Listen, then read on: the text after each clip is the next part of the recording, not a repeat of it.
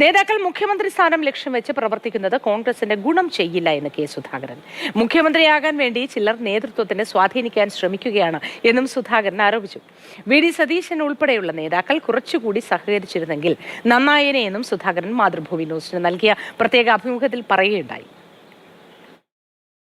KPC president ഇത്തരത്തിലുള്ള കാലയളവിൽ സ്വന്തം പാർട്ടിക്കകത്തുനിന്നുള്ള പിന്തുണ എത്രമാത്രം ഉണ്ടായിരുന്നു? പ്രത്യേകിച്ച് ഞാൻ പേരെടുത്ത് തന്നെ പറയുകയാണെങ്കിൽ ഇപ്പം രമേശ് ചെന്നിത്തലയായാലും VD സതീശനായാലും കെ മുരളീധരനെ പോലുള്ള ആൾക്കാരായാലും അല്ല, അവരെ ഭാഗത്തൊക്കെ എനിക്ക് എതിർപ്പൊന്നും കിട്ടിയിട്ടില്ല. അങ്ങനെ എന്നെ എതിർത്തിട്ടുമില്ല.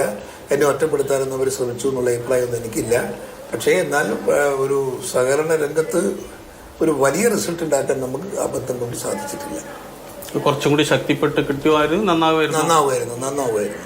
ഇതിപ്പോ ഈ വരാൻ വേണ്ടി പോകുന്ന തെരഞ്ഞെടുപ്പിൽ ചില മുഖ്യമന്ത്രി ആളാവും അല്ലെങ്കിൽ മുഖ്യമന്ത്രി ഇന്ന ആളാവും അങ്ങനെയൊക്കെ ലക്ഷ്യം വെച്ച് പ്രവർത്തിക്കുന്ന ആൾക്കാർ ഇപ്പം പാർട്ടിയിലുണ്ടോ? നിശ്ചയമായിട്ടുണ്ട്.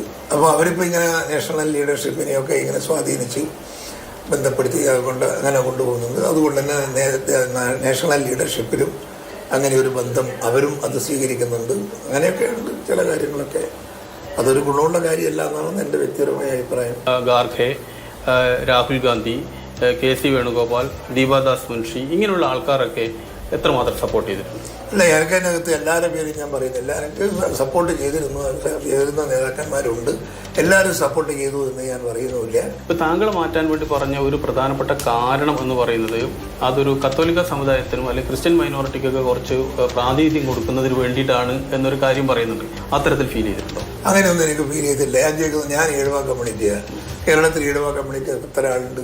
ഒരു വലിയ സൊസൈറ്റി, വലിയ സമൂഹമല്ലേ? അതില്ലല്ലോ. അതുപോലെ തന്നെ ക്രിസ്ത്യൻ കമ്മ്യൂണിറ്റിയിൽ വേറെ എത്രയോ കമ്മ്യൂണിറ്റി ഇല്ലേ?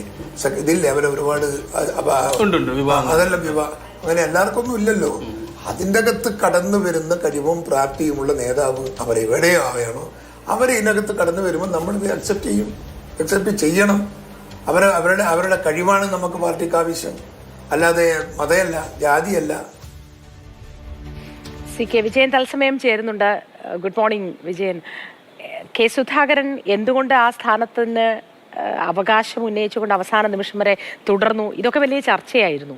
പിന്നെ ഏത് സാഹചര്യത്തിലാണ് പുതിയ ഭാരവാഹികൾക്ക് വേണ്ടി സ്ഥാനമൊഴിയാൻ തയ്യാറായത്? പൂർണ്ണ മനസ്സോടെയായിരുന്നു? ഇങ്ങനെ നിരവധി ചോദ്യങ്ങൾക്ക് ഉത്തരം കണ്ടെത്തുന്നതിൻ്റെ ഭാഗമായിട്ടാണല്ലോ അങ്ങനെ ഒരു കൂടിക്കാഴ്ച CK വിജയൻ കെ സുധാകരനുമായി നടത്തിയത്.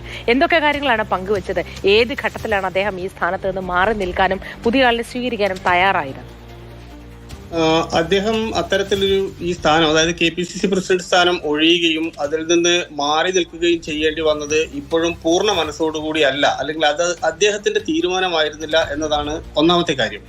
രണ്ടാമത്, അങ്ങനെ മാറ്റേണ്ടി വരുന്നൊരു സാഹചര്യം എന്താണ് എന്ന് അദ്ദേഹത്തെ അവർക്കാർക്കും ബോധ്യപ്പെടുത്താൻ കഴിഞ്ഞില്ല എന്നാണ് അദ്ദേഹം ഇന്നലെ പറഞ്ഞതിന്റെ മറ്റൊരു കാര്യം.